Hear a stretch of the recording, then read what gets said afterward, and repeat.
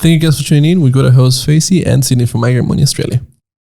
That's it. And of course, the mission of this podcast is we understand that being an immigrant, things are definitely not easy, especially when you're not familiar with what's going on in the country that you're in, especially Australia. So Sydney and I both came to Australia as immigrants, and we basically had no support or community when we came here. So this is why we're trying to make this podcast to build a community of any immigrants that are out there so they can get started with investing, and we can help them to create wealth in a new country so they can be a lot more financially confident, and hopefully, they can teach the new generation about money. So we'll start off with introductions. So Sydney, who are you? Tell us about yourself. Hey, I'm Sydney. Nice to meet you all. So I'm 29 years old and then arrived in Australia in 2008 with my parents. So I know that's a bit of a luxury because anyone listening to this, if you came with your parents, you're lucky, because I know most people that migrate to a new country is by themselves. Yeah, international students. Especially a lot. Yeah. And I'm from Nicaragua, so if any of you listeners speak Spanish, make sure you send me a message. Yeah, awesome. And myself, my name is Fezi. I am 24 years old. I came to Australia in 2007. So it's been about 15 years since I've been in Australia. I was born in Pakistan and I speak Urdu. So if any of you guys are from Pakistan or even India, send me a message. We'll love to connect. And we would love to form a community and trying to help as many people as we can, to be honest. So obviously the topic of this podcast is immigrant beliefs. Being an immigrant, especially from a developing country like ours, there are always some tightly held beliefs that you have that you oftentimes carry with you. Maybe your parents have those beliefs and they instill them into you when you're a child, and then you carry those beliefs with you, and then but maybe you'll pass those beliefs to your kids and so on and so on. So we're going to talk about these beliefs in this podcast and talk about if there is still any value in holding on to them. So Sydney, we'll start off with you. What are some of your closely held beliefs? I reckon the first one will be education. Like, it's always study hard, get a degree, which honestly I wasn't that great at, because the high school here, whatever, did the HSC, and then I didn't get the marks, the points you need to go to uni. So that was the first thing. So pretty much I wasn't a great student, not at all. And it's funny that we're doing this and I'm investing in all of that, but well, it just goes to show, right? I know Education isn't everything, but no, it is, because it's not. That's right. A lot of experience, things that you learn along the journey. That's what matters the most. But then so couldn't get into uni. So my next best option that I looked into back then was pretty much go to TAFE. So literally go technical school. They teach you a trade and then they help out. And then I like that more because instead of writing the reports, assignments, like the academic side of things, because I'm not great at it at all. It was all about learning on the tools. So they were teaching you things as you go that you were going to do at the job. So that was very interesting. And then did pretty much a certificate 3, 4 diploma. And then once I got the diploma, I got lucky and I got a job. So I started working. So it was awesome. So pretty much did get the diploma, got the job, and then was working, that sort of stuff. And then typical, because my parents went to uni, they always pushed the you need a degree. That's right. Yeah, you get a degree. And then it's that's pretty much what I did. So once I finished TAFE, a friend there that's Indonesian, he bet me, hey, do you want to apply to uni with me? So it's the same thing. He was as well being pushed to go to uni. And then we're like, look, let's do it. We're both working, looking for jobs, other stuff. And then we applied just for fun. We didn't know that we're going to get in. And then suddenly we get a call and then it's like, guys, you're late for enroll into your classes. You're into uni now. I'm like, what? Would have been such a good moment, hey? It was a great moment. Good. But then that's what I was saying before. So I'm not great at academics. So pretty much I started going to classes, full-time student. I was working full-time. That didn't pan out great. They moved to part-time. But then I ended up failing, I think, like 5-6 subjects. Mm-hmm. Like throughout your uni degree. Yeah. And I feel like in hindsight, you can probably cut yourself a lot of slack for that, because you're in a new country. Like, English is your second language, obviously. And it's a lot of things that you're probably juggling as well when you're doing that. But you struggle hard, to be honest. Exactly, especially when English is your second language, trying to like write an essay, write a report. Yeah. Like, Google Translate is the best thing ever, but it doesn't help you when the academic standards that they have. Yeah, I 100% agree, because like you can't talk like this when you're doing an essay. Obviously, you've got to have the proper grammar, proper referencing, like a lot of different things. So yeah, pretty difficult. I know I had my struggles as well throughout that. But when you were, obviously, because the emphasis is on education, right? So when you did, fail those units, how was the reaction from your parents, and like what do they kind of feel, or what do they say? Oh, disappointment. That's what it is. It's just they were disappointed that I was failing and I wasn't doing great. And then it wasn't like, it's not a great feeling because you're disappointing your parents and what they're trying to help you with and that sort of stuff. So the typical immigrant parent, they're guilt tripping you into everything. Yeah. Like, oh, we spent so much money bringing you here for you to, do well, and now you're not. It's kind of like, it's a bit weird. Like, it's like, I never asked to be here, guys.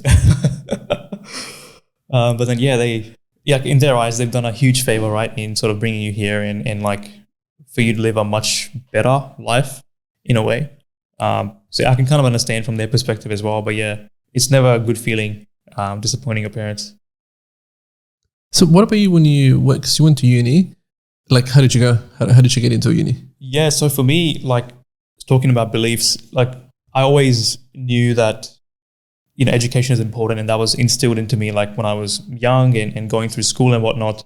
But then, once I came here though, like my parents didn't really pay attention to my studies too much because I suppose they were very busy in trying to keep things together and trying to manage the money and pay rent and send money overseas and all that. So from the experience that I had in Pakistan, I basically took that on board. I understood education was important. And because of that, I was working quite hard in school.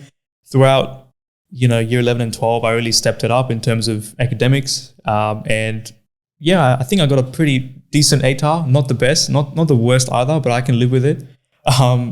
And I was basically following the proven path, right? The proven path, which is, you go to school, do well in school, because if you do that, that'll set you up for university. If you can do well in university, that'll set you up for your master's. And then if you do well in master's, that'll set you up for a good career. And that's the proven path that many people go down in our countries. So that's the kind of belief that was instilled into me. And I guess it stems from stability, right? Because in overseas, in those countries, there's not a lot of stability. There's a lot of competition there. So if you can get a lot of education, you can set yourself up to be better than other applicants and get the job. But, like once I finished up my bachelor's, or when I was about to finish my bachelor's, I realized that, okay, education is extremely important, but formal education is not the only way that you can educate yourself, right? Oftentimes, like immigrant parents will try to put emphasis on this formal education and going through formal training, but there's a lot of things you can do to upskill yourself that doesn't have to do with actual university. So that's what I realized. And I know what you mean, because I'm in the IT sector and then I see it all the time. Yeah. Because the funny thing is, started working and then a lot of the senior guys, they have 10, 20 years experience like in the field and what they do, they're specialized. And then when I was telling them whatever, went to uni, got a degree, like, what do you recommend? What else should I be doing? That sort of stuff. Some of them teased me, they were laughing because they didn't go to uni. They literally got a job, they started learning by themselves, and then the most they have, which is a lot pretty much, is the industry certifications. Yeah. So every little exam, every little book that they picked up and they went to pay for the exam, did it, passed it, that sort of stuff. And then that's specializing in, for example, Microsoft products and that sort of stuff, or Amazon and those things. So it's IT pretty much. You specialize in certain things. And then it was a bit of jealousy because it's like, damn, you got lucky. You did that and you didn't have to waste any money or time into uni. Because you know what, I feel like they got a bit lucky as well in a sense, because back then, like 20 years ago, you couldn't really do a technology degree or an IT degree that would set you up for the real world, because things were changing so much. So they probably would have accepted anyone maybe. And as things progress, they can upskill, you know what I mean? So do you reckon your degree, are you using it at the job? Wait, say that again? Like your degree, the one that you did at uni, is that helping you like at the job that you have right now? Good question. Or when you actually, or let's say when you got like the first job ever after you finish uni, do you reckon that was helping you? Very little, I feel like. And it sucks to say this. I'm going to say it's the same. That's why I feel like I wasted money. Yeah. Like academically speaking, like I said, I'm not good at it, so maybe I didn't get that side. But then I don't feel it's helping me. Yeah, and it's disappointing because the degree I did was in finance and economics. So look, I think if I went into like a full-on finance career, like if I went into like portfolio management or equity research or investment banking or something like that, where it's like full-on finance, 100% it would have been very helpful. But I feel like since I'm working in a bank and working on the lending side, it's not as helpful. It was still a very interesting degree though. But, that's the issue. Like I made this decision when I was like 17, 18 in high school. Okay, that's what I'm going to do. And I basically stuck with it. And that is the issue as well. I feel like a lot of people that are in high school are, because, especially from immigrant backgrounds, they're forced into making these decisions when they're just learning about life. And once they're into it, they finish the degree anyway because sunk cost, right? And then let's make it clear. Let's say you're first gen, your parents came here, and then you go get the residency, you get the citizenship. So it's not like you need to go because you gotta meet visa requirements. Because then some people, student visa, trying to stay here, they're forced to go to uni, do that, get the points. So for them, it's like there's no choice. It's just make it, do it. That's it. It's just interesting because you have the choice of like, there's no point. It's a waste of money to go study. Maybe I just need to get a job or just upskill at the job, that sort of stuff. But they still push you. Yeah, look, that's right. And because they bring those beliefs here. And look, I think, I've decided that if I become a parent, I'm not going to put those beliefs. I'm going to prioritize the children's education over everything else. And education means not just formal, but learn about life skills as well. If they want to delay university for a couple of years, if they don't want to go altogether, do that, right? Because I feel like just in general, education is important, but the way that the direction that we're going towards, I feel like formal training and formal institutions like these are going to become less and less relevant. Just my thoughts, but keen to see what ends up happening, to be honest. Yeah. So is there any other beliefs you reckon affect you or influence you as an immigrant besides education? Yeah, good. I'm not sure. I feel like education is a pretty big part. And that's the only thing I can think of. Well, what else were your parents teaching you when you were little or growing up, pretty much? I feel like education was one of the main things. The other thing is, of course, about money, and the importance of getting a good job, because then that'll allow you to invest. And traditionally, my parents my dad specifically is all about, you're making, good money now, so you have to start investing. And what is there to invest in? Property, right? Property is just, I feel like everybody is obsessed with this. So those are the brainwashing into property, especially in Australia. But those are the legit beliefs. Because I think over there as well, in Pakistan especially, in terms of the stuff that you can invest in, you don't really want to invest in their stock market because it's a developing country. It has a lot of issues. It's not, you're not going to get that stable sort of 7 to 10% per year on average, whatever that people talk about. So the only real vehicle there is property, right? Because property over there as well is this proven method of building wealth because, you get the rent as well and you get the property appreciation as well. And the systems over there, I feel like are not set up to invest internationally. So if you wanted to maybe buy stocks in the US or whatever, it's just not there. The infrastructure is not there for you to do it. So property by default becomes this vehicle. So that property mindset is everywhere. But what about you? So pretty much your parents are pushing you to get a property now? Yeah, that's right. My dad, keeps telling me, property. And all your problems will be solved after that? Is that what it is? That's it, yeah. You'll be set up for life. Well, I think that's a major one because then saving, money-wise. They push you to save money. That's it. No end goal is just keep saving. And then one day you'll figure out what to do with it. Yeah, which I guess you would still have certain things you're aiming for, the traditional stuff like house or holiday, but it's not anything specific. Do you feel or? Yeah, everything that happens a lot. It's just for the sake of saving, nothing else. Just put the money under the mattress and that's it. There's no talk. But then, like you mentioned, it's a bit hard because then if you just came here, you're not thinking about opening a business or investing or anything because you're struggling to pay bills. And then when you get that choice, or you get lucky that, hey, you saved up X amount of money, and then you don't know what to do with it. Yeah. And what makes the problem worse is nobody teaches you about investing or putting it anywhere else. So the best you do is putting in a savings account or term deposit. Like, there are a lot of people I've met in work at a bank or, anywhere else in university that think about just putting in a term deposit or some sort of savings account, which, is a bit of a missed opportunity. Like, but the thing is, they haven't been taught anything else. Like, they've just been taught, okay, you save money, you spend whatever you got to spend, you put the rest in a savings account, and that's it. If you want a high return, put in a term deposit. There you go. And it's disappointing. And I think there's a lot of work that needs to be done in that space. So pretty much, did your parents teach you about investing, or was it just save everything?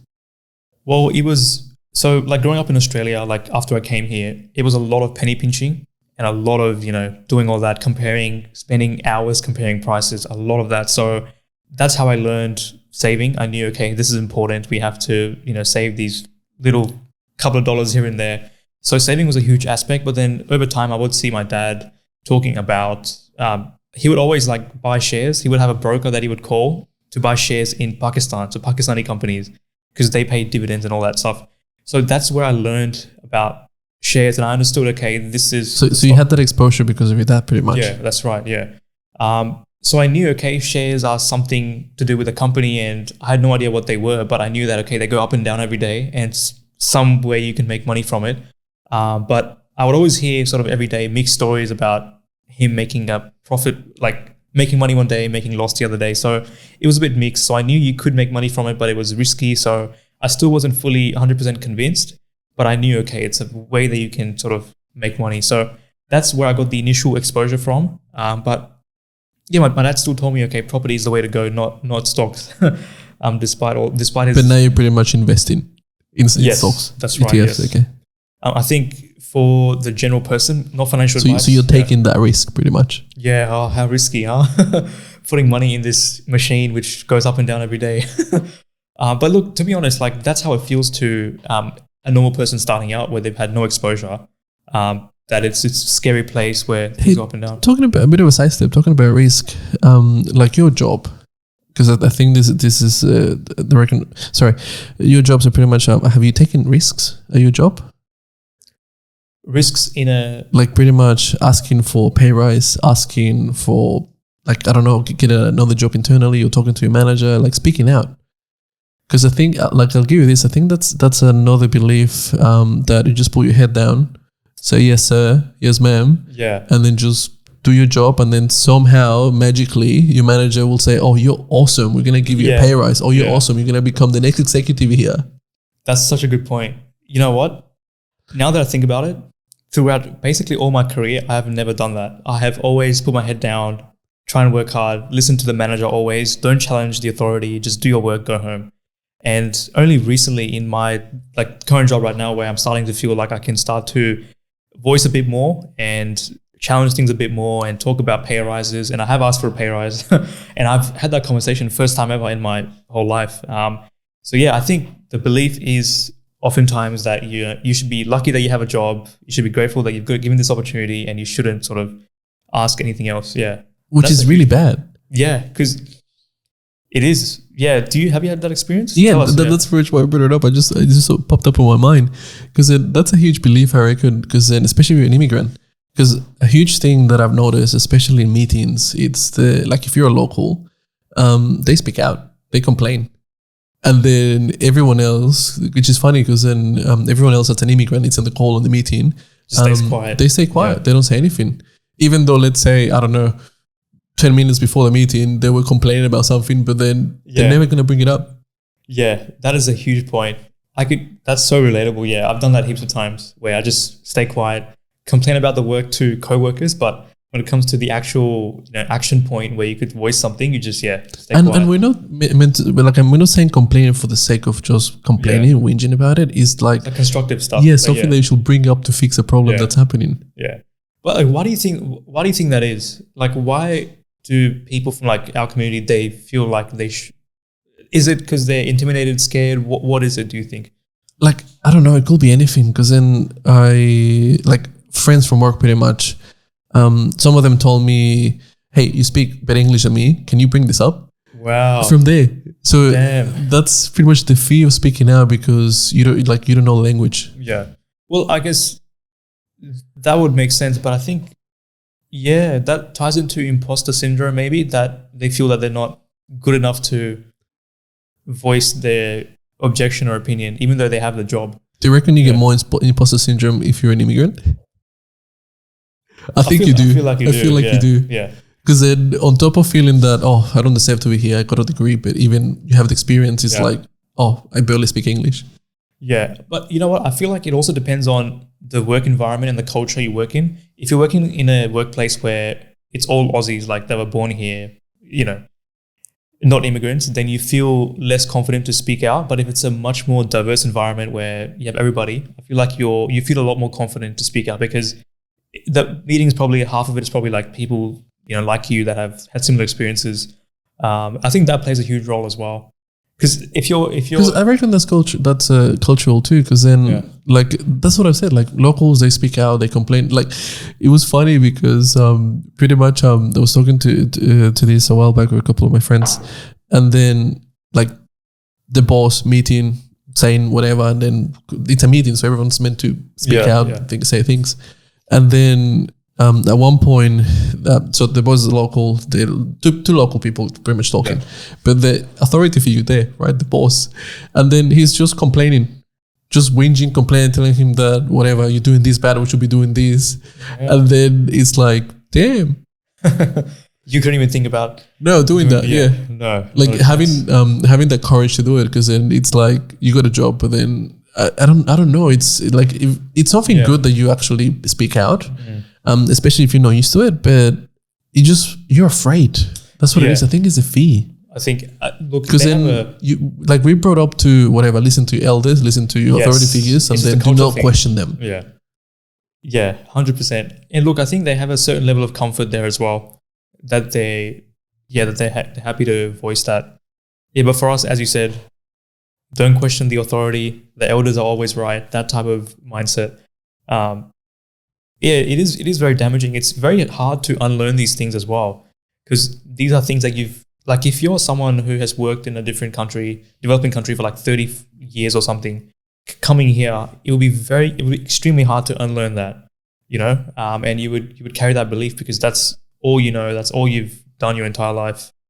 It's tough, but I think that belief needs to be challenged for sure, because you have to call things out when they're not right, or What do you reckon as well? There's another one which is a bit of the opposite, is the opportunities. That just because you're in Australia, you can do whatever you want. But it's funny because your parents don't let you do whatever you want. Yeah. I think there is, if you are more of a traditional person and you've come here, like, I think maybe you do get told to stay in your lane and, you know, stay where you are.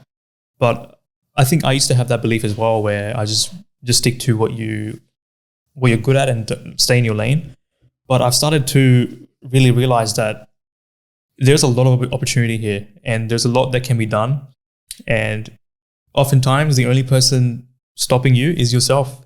And might not be the most biggest belief change ever, but I think it really plays a lot in your mindset and what you're able to do, for sure. Yeah. What about you? No, I know what you mean, but it's funny because I remember pretty much a lot of friends that move here. It's like they feel that there's gold on the streets. You can literally pick up whatever, find a job in 2 seconds, and then like become rich. You know what? Yeah, because that's how I started to view it, like in a more of an abundance mindset, right? Like where this world is your oyster. This is the land of the West, and you can do anything here. You can, and I feel like it is good to think like that in some cases.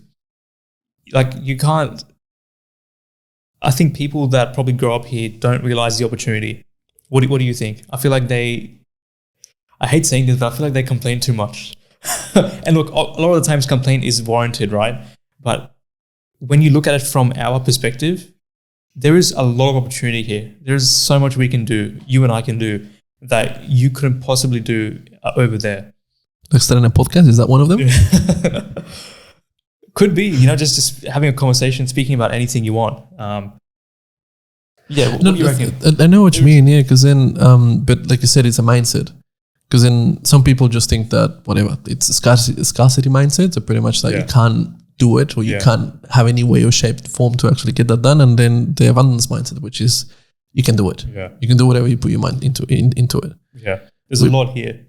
It's a lot to unpack because then I don't know if as migrants we have that abundance mindset. I don't think that's what it is. We don't. Yeah, it's very hard to unlearn. I think I think it's more of like you have to work hard, study hard, keep your head down, and then somehow you'll get lucky, and then suddenly you're making what you're doing, what you want to do, and then suddenly you have a house and kids and whatever. And it all just clicks. Not that. It doesn't happen. That's unfortunate because that's a culture that we live in here in Australia. Like it's not that. No, I agree. And then that's it. I think the other funny thing is that you might want to believe it's meritocratic. Is that the word for it? Meritocracy. That's what it is, and that means that you do well, you work hard, study hard, and then suddenly good things are going to happen to you. But that's not what it is. That's it. I don't know if this happened to you, but then like when you get an office job, that's another thing that you have to learn is how to talk professionally. I guess so, like in a more formal way and not in a... I find it, to be honest, I find it hard. Because then it's funny because the only way I figure out how to talk professionally, especially in English, is because I was watching American shows that were people working in an office. Hopefully not the Office show, The Office. But then I think that ties into workplace culture as well. Because I've worked at companies before where it's such a relaxed attitude. It's more of a like startup vibe. Whereas if you're working at a standard bank, you know it's going to be a formal environment. You have to speak professionally. No, I know what you mean. But then on top of the culture as well is your colleagues. Because for me, I think I've been lucky because in IT, a lot of the people they're immigrants. Okay, yeah. So it's like we talk actually, like we connect straight away just because, when did you come? Whatever, I came 5 years ago, 10 years ago, sort of stuff. So it's easy to connect. So maybe that's another thing too, that you find it easy to connect with someone that's an immigrant, similar background or different background, but you have that in common, that you've struggled, came to a new country and then did everything compared to someone that's local. Yeah. Like there's that instant connection. Yeah. It's very hard for them as well, it's very hard for them to relate to your struggle, right? Because they just look at it as, okay. Very hard for someone to understand like what it takes to come here and adapt and learn everything about, coming here. So yeah, a lot of good beliefs. Any others you got? No, that I can think of. What's in your mind? Like anything personal, anything you can think of?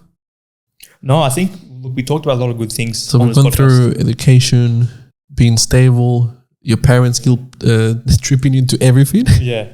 Sticking to your lane, not questioning things, following authority. And also we talked about one more, I forgot. Mindset. Yeah, mindset, yeah. That this country is just gold everywhere, full of opportunities. But yeah, we'll move on to the last segment, which is the issues that we've had running this podcast. So we're trying to document the journey of starting this podcast from scratch. So what are some of the issues we've had recently? I reckon not pressing the record button. Yeah, so for those listening, we literally talked for I think 30, 40 minutes. Good conversation. It's a good chunk, yeah. Yeah, and we didn't press record, and it really hurt. It hurt to say these things again, but I feel like we still talked about some good stuff here. Yeah, so we lost a bit of content, but then content that we could have released, but then these things happen. It happens. Next time we should have a checklist maybe, I don't know, that we could just tick off, but yeah, those are the issues we've had. This time we got the podcast up and running pretty quickly. So next time we're going to try to leave everything plugged in and just sit down and start speaking. I think that'll be easier and go from there. But let's go on to the end remarks. So reminding everyone, so our goal is to help every first, second and third gen immigrant in Australia.